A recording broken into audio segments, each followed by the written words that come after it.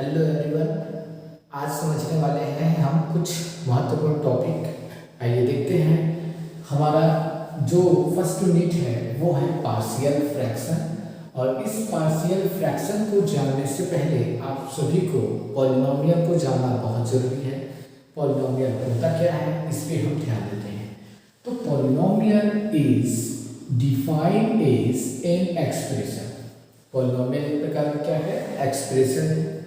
दूसरी बात, which is decompose of variable, constant and exponent, जिसको है ना जो पॉलिनोमियल है उसे क्या कर सकते हैं हम, डिकम्पोज कर सकते हैं कांस्टेंट में, वेरिएबल में एंड देन एक्सपोनेंट में। कांस्टेंट का मतलब क्या होता है, जिसका मान कभी चेंज नहीं होता, ठीक है। और दूसरी बात, वेरिएबल्स का मतलब क्या होगा, जिसका मान चेंज होता है ना, मतलब किसी चीज पे डिपेंडेंट होता है, वो डिपेंडेंट वेरिएबल होते हैं, और कुछ कुछ इंडिपेंडेंट भी वेरिएबल होते हैं। मतलब यदि कभी आपको y = x लिखा गया हो तो x का मान पे y का मान क्या होगा, मिलेगा। तो इसका मतलब होगा कि x पे y डिपेंडेंट है, तो डिपेंडेंट वेरिएबल हो जाते हैं। वेरिएबल को ज़्यादातर हम लोग यूज़ करते हैं, जो हमारा इंग्लिश लेटर होता है उसके स्मॉल लेटर से ज़्यादातर हम उसके नोटेशन को यूज़ करेंगे, ठीक है। और दूसरी बात, कांस्टेंट की बात आती है, तो कांस्टेंट जो जैसे कि 1 2 3 4 5, 1 को मैं चेंज नहीं कर सकता ना, 1 का वैल्यू 2 है 3 है ऐसा नहीं बोल सकता, ठीक है। तो ये जो 1 2 3 4 5 6 ये सब जो होते हैं ये सभी जो है कांस्टेंट होते हैं, ठीक है, जिसका मान चेंज नहीं किया जा सकता। एंड देन बात करते हैं हम लोग एक्सपोनेंट की बारे में। एक्सपोनेंट क्या होता है, तो एक्सपोनेंट जो होता है, जैसे कि हम कभी भी x⁵, x⁵, x⁵, है ना, और x⁵, इस टाइप से यदि हम लिख रहे हैं तो वो होता है एक्सपोनेंट, ठीक है। तो ये जो है, जैसे कि मैंने लिखा है यहाँ पे एक्सपोनेंट के फॉर्म में x⁵ x² + 1, this is the exponent, ठीक है।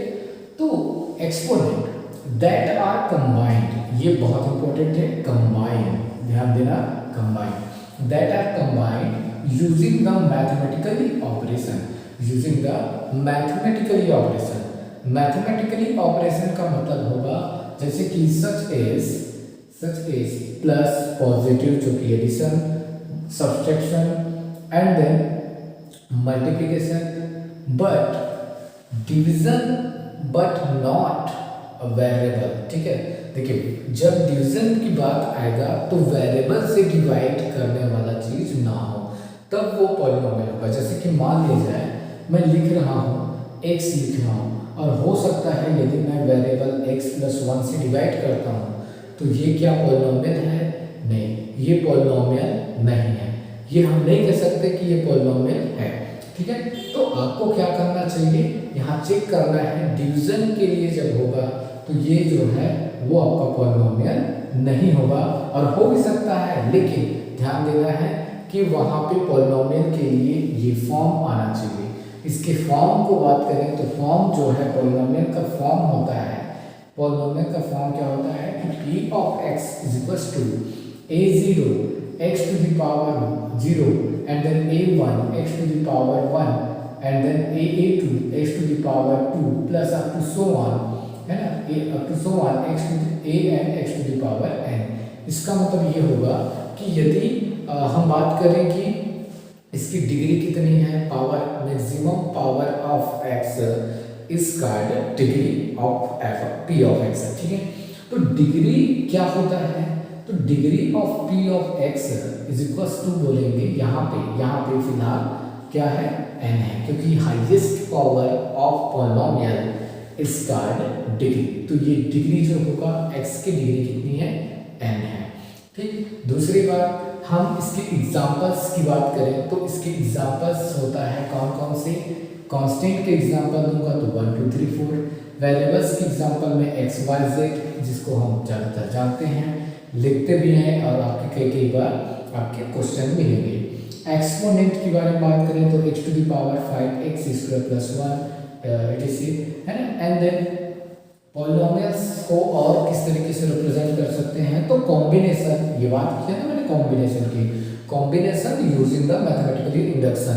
तो मैंने एक्स स्क्वायर जो कि एक्सपोनेंट से आ गया, 5x जो कि वेरिएबल से आ गया, कांस्टेंट क्या है 11 जो है वो कांस्टेंट है, ठीक। तो ये कांस्टेंट के फॉर्म में आ गया है, ठीक है।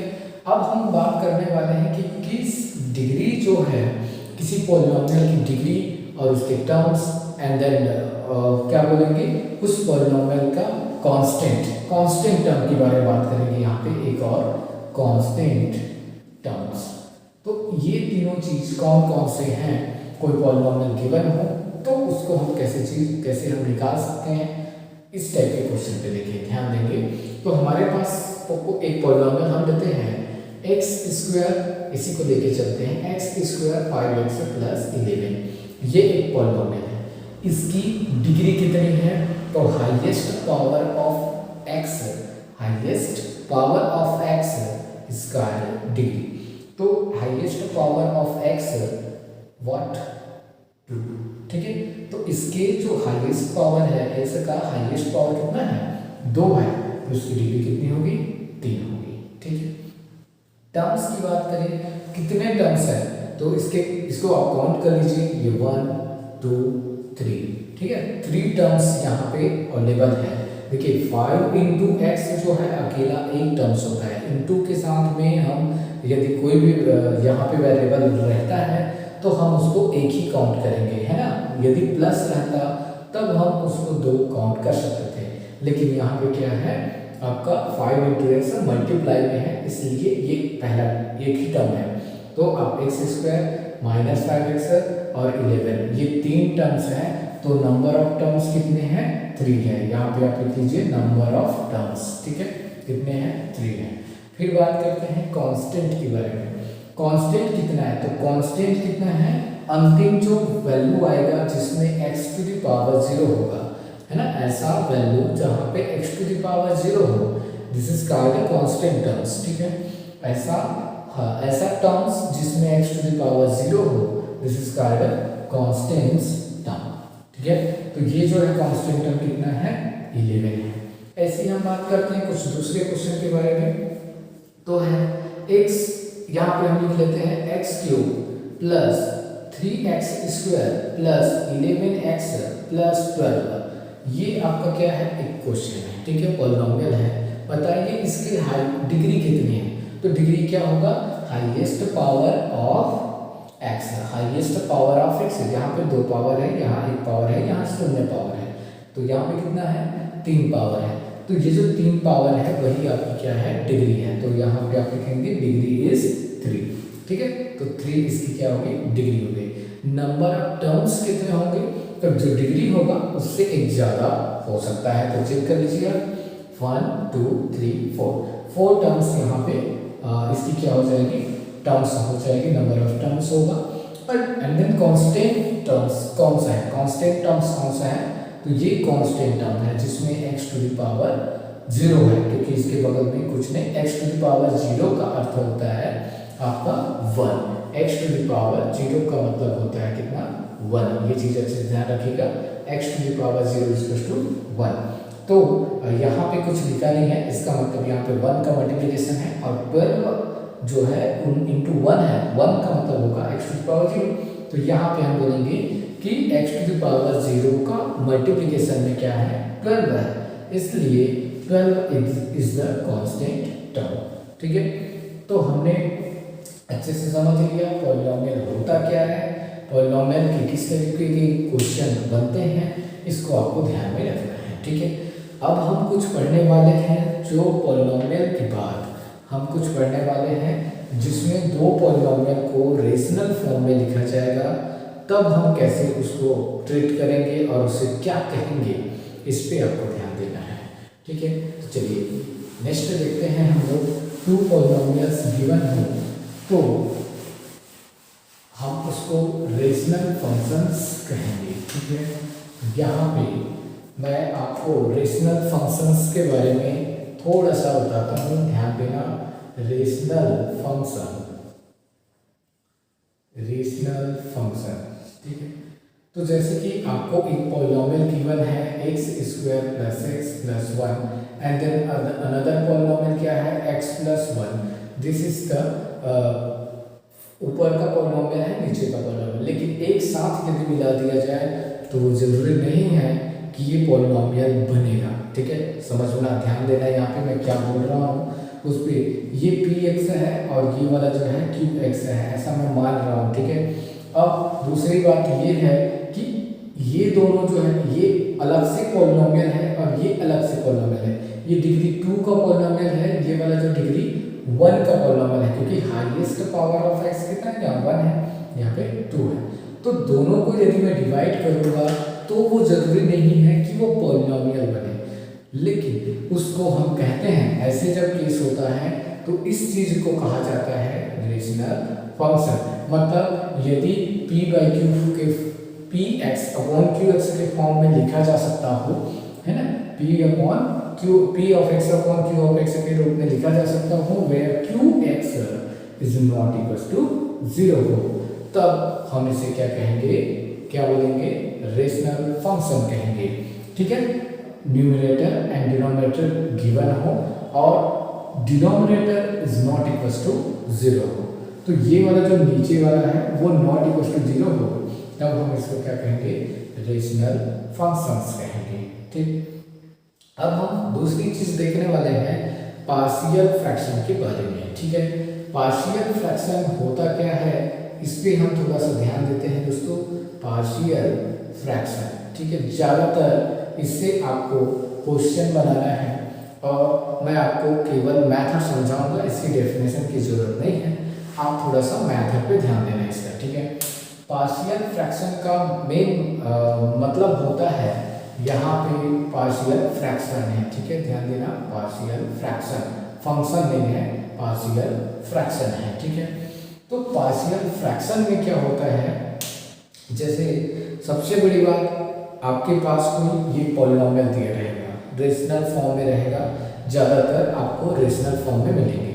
तो उस रेशनल फॉर्म में जो पॉलिनोमियल गिवन होगा, उस रेशनल फॉर्म के पॉलिनोमियल को आपको क्या करना है, दो भागों में तोड़ना है। ठीक है, तो रेशनल पॉलिनोमियल, रेशनल फंक्शंस को क्या करेंगे, डिकम्पोज करेंगे to and then more than 2 terms. ठीक है, तो 2 से ज़्यादा टर्म्स में भी हम उसको तोड़ सकते हैं। तो रेशनल फॉर्म में रहेगा, उसको 2 से ज़्यादा, है ना, या 2 से अधिक भागों में तोड़ सकते हैं। ठीक है, ये चीज़ आपको दिया रहेगा।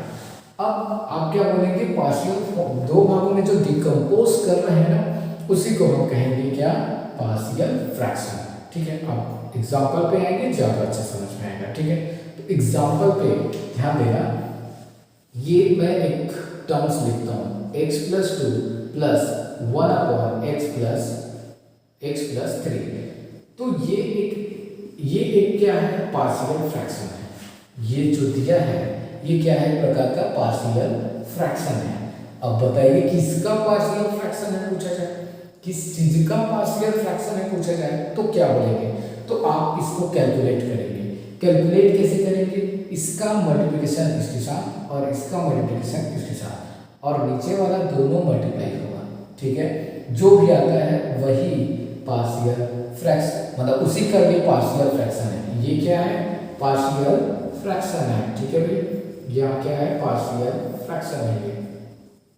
ठीक, अभी किस चीज का है पार्शियल फ्रैक्शन, उसको निकालने वाले हैं। मतलब जैसे मैं इसको qx नाम दूँ, जो कि रेशनल फंक्शन है, तो रेशनल फंक्शन, कौन से रेशनल फंक्शन का ये पार्शियल फ्रैक्शन होगा, ये निकालना है मेरे को। तो मैं क्या करूँगा, यहाँ पे लिखूंगा q into x is equals q of x is equals to, यहाँ पे इसी चीज को मैं लेके चलूंगा और कैलकुलेट करूंगा। तो 1 प्लस 2 प्लस 1 प्लस 3, तो इसका आप यहाँ पे मल्टीप्लाई करिए, तो x plus 3 and then plus x plus 2, और नीचे में आप लिखेंगे x प्लस 2 और यहाँ पे x प्लस 3। तो आपका जो आंसर आएगा, ये देखिए x ऐड हो जाएगा तो 2x, 3 और प्लस 2 जो है ऐड हो जाएगा तो 5, और इधर आप लिखेंगे तो x plus 2 and then x plus 3, ये जो होगा उसको लिखेंगे तो यहाँ पे सेम रहेगा, इसका मल्टीप्लाई करने की कोई आवश्यकता नहीं है। तो ये जो है आपका क्या है, ये क्यू एक्स है, इसी का पार्शियल फ्रैक्शन कौन होगा, ये चीज है। ठीक है, तो आपको ज्यादातर क्वेश्चन यहाँ से पूछा जाएगा। ठीक है, यहाँ से पार्शियल फ्रैक्शन होता क्या है, पार्शियल फ्रैक्शन को डिफाइन कीजिए, ये क्वेश्चन ही रहेगा। पार्शियल क्वेश्चन का को आप जैसे कि ऐसा दिया रहेगा और इसका पार्शियल फ्रैक्शन क्या आएगा ये निकालने के लिए क्वेश्चन पूछेगा। ठीक है, तो ज्यादातर आपका क्वेश्चन इस फॉर्म में रहेगा और इस फॉर्म को लाने के लिए बनाना पड़ेगा। ठीक है, क्वेश्चन देखते हैं, जितना ज़्यादा हो सके आप क्वेश्चन सॉल्व करेंगे उतना ही ज़्यादा अच्छा रहेगा। ठीक है, तो इसके क्वेश्चन को देखेंगे, ध्यान से समझेंगे कि कौन कौन से क्वेश्चन हैं जो पेपर में पूछे जा सकेंगे। फर्स्ट क्वेश्चन रहता है, आपको गिवन है x+3 एंड देन x+5, ये गिवन है और आपको पूछा जाता है इस चीज का पार्शियल फ्रैक्शन फाइंड कीजिए। ठीक है, तो सबसे पहली बात कैसे फाइंड करना है, सॉल्यूशन कैसे करना है उस पर ध्यान देना। देखिए, सबसे पहला काम आपका ये रहेगा कि आपको ये फॉर्म लिखना है कि x+a गिवन हो और x+b मल्टीप्लाई हो। देखो दोनों के बीच में क्या है, मल्टीप्लिकेशन है, दोनों के बीच में मल्टीप्लिकेशन है, ये गिवन हो तो हम इसको इस तरीके से सॉल्व करेंगे। a लिखेंगे, x+a लिखेंगे एंड देन +b लिखेंगे और यहाँ पे x+b लिखेंगे। ठीक, ये लिख देंगे। इसके बाद आपका काम क्या रहेगा, इसका मल्टीप्लिकेशन इसके साथ एंड इसका मल्टीप्लिकेशन इसके साथ, तो यहाँ से सॉल्व करिए। तो a into x+b plus b into x+a और अपॉन में x+a इंटू x+b। ठीक है, और इसको जैसा है वैसे लिख लीजिए, x+a इंटू x+b, ये लिखिए। अब देखिए बोथ साइड में x+a इंटू x+b है और यहाँ भी x+a इंटू x+b है, तो यदि डिनोमिनेटर सेम हो तो न्यूमरेटर भी सेम होगा। ठीक है, तो यहाँ पे हम 1, यदि इक्वलिटी है तो दोनों सेम होगा, इक्वल होगा, तो 1 इज इक्वल्स टू, हम लिखेंगे 1 is equals to a into x+b and then b into x+a। तो ये फॉर्म में आपको ज़्यादातर सॉल्व करना है। ठीक है, तो ये हमारा फॉर्म है और इस फॉर्म के हिसाब से आपको a का वैल्यू पुट करना है 3 और b का वैल्यू पुट करना है 5। ठीक है, सॉल्व करते हैं, तो यहाँ b का वैल्यू 5, a का वैल्यू 3, ये दिया है, इसको लेके चल रहा है भाई। यहाँ पे हम लिख लेंगे 3, यहाँ पे लिख लेंगे 5, ये दोनों इक्वल है तो ये दोनों हट जाएगा, बचेगा कौन, 1 is equals to x plus 5 और यहाँ पे a into x+5 plus b is equals b into यहाँ पे आएगा आपका b इंटू यहाँ पे आएगा x+3। ये इक्वेशन आपको मिलेगा।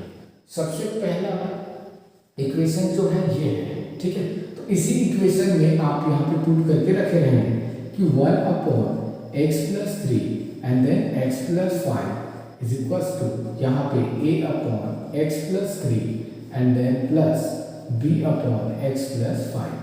ये फॉर्म है, इस फॉर्म में आपको रखना है। ठीक है, अभी जो फॉर्म आया है ना, इस फॉर्म को अब क्या करेंगे, फर्स्ट इक्वेशन देते रहेंगे। क्या करेंगे, फर्स्ट इक्वेशन उसको दे के रखेंगे। ठीक है, ये फर्स्ट इक्वेशन है और ये जो है हमारा सेकंड इक्वेशन है। ठीक, फर्स्ट इक्वेशन और सेकंड इक्वेशन हमको मिल चुका है। अब हमारा काम क्या रहेगा, हमको इस कैपिटल A का वैल्यू फाइंड करना है और इस कैपिटल B का वैल्यू भी फाइंड करना है। ठीक, कैसे फाइंड करेंगे, तो सबसे पहले काम आपका ये रहेगा, जो भी जिसका भी वैल्यू फाइंड करना है, तो जैसे मेरे को B का वैल्यू फाइंड करना है तो A के जो मल्टीप्लिकेशन में है उसे 0 के बराबर रखना है। ठीक, समझ में आया। या फिर यदि मेरे को A का वैल्यू फाइंड करना है तो जो B के मल्टीप्लिकेशन में है उसे 0 के बराबर रखना है। जो भी किसी भी एक को पहले 0 के बराबर रखेंगे।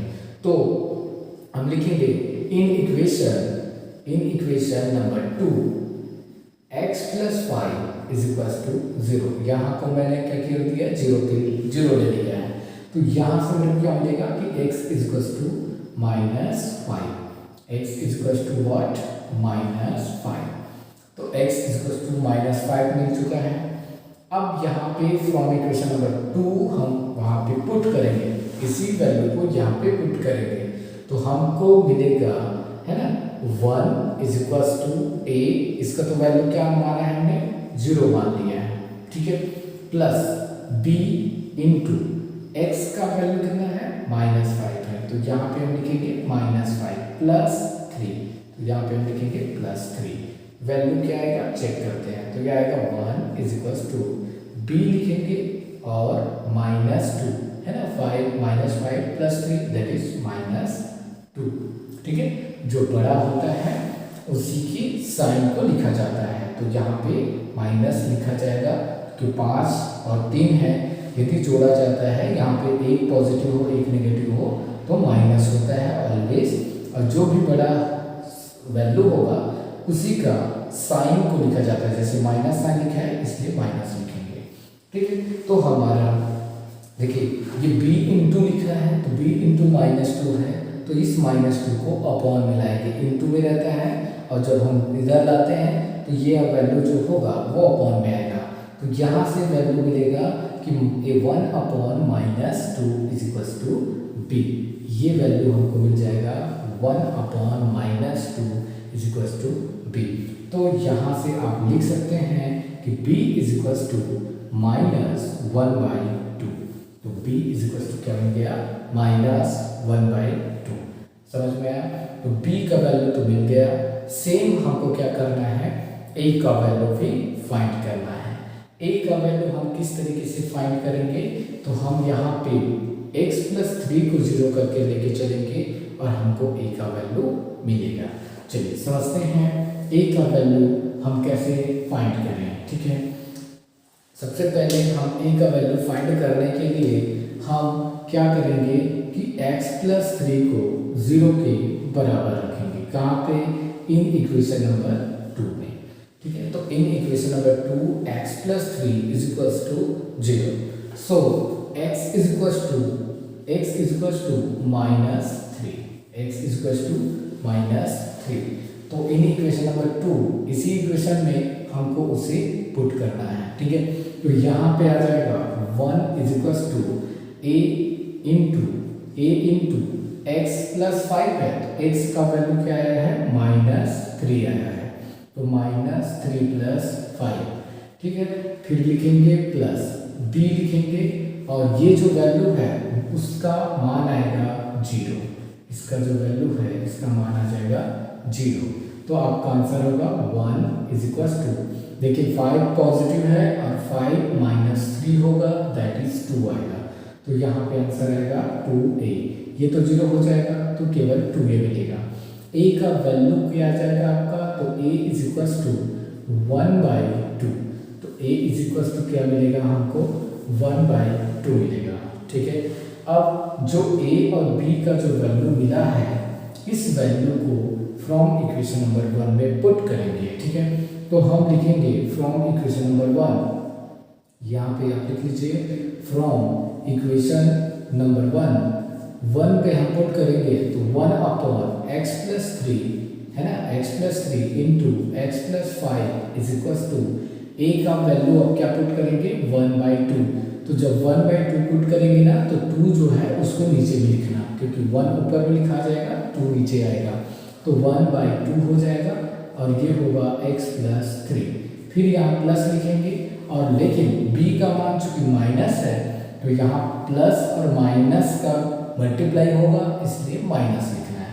तो यहाँ पे आएगा -1/2 x प्लस 5। तो ये वैल्यू क्या होगा आपका, एक जगह x प्लस 5 और एक स्थान पे x प्लस 3 होगा। तो ये जो मिला है हमको ये चीजें, ठीक है, यही क्या कहलाता है आपका पार्शियल फ्रैक्शन है, ठीक है। तो दिस जो भी मिल गया ये वाला जो है वो है क्या है, पार्शियल फ्रैक्शन, ठीक है। तो यही क्या हमारा आंसर होगा दोस्तों, ठीक है। तो जितने भी क्वेश्चन आएंगे, है ना, इस फॉर्म के क्वेश्चन को आपको इसी तरीके से बनाना है। बहुत सारे फॉर्म मिलेंगे आपको पार्शियल फ्रैक्शन में, अभी मैंने केवल एक फॉर्म बनाया हुआ है। इसी टाइप से बहुत सारे फॉर्मों को आपको ट्राई करना है, ठीक है। चलिए सेकंड क्वेश्चन पे हम ट्राई करते हैं। इसी टाइप के क्वेश्चन हम देखेंगे और सेकंड क्वेश्चन में है किस टाइप का, x+1 या यहाँ पे है x+1 एंड देन x-3, तो यहाँ पे चेंज है, ठीक है भाई। तो क्या है, x+1 है यहाँ पे ये क्वेश्चन में, और ये जो है x-3 है, ठीक है। चलिए तो इन सब को मिटा देते हैं और फिर हम सॉल्व करते हैं।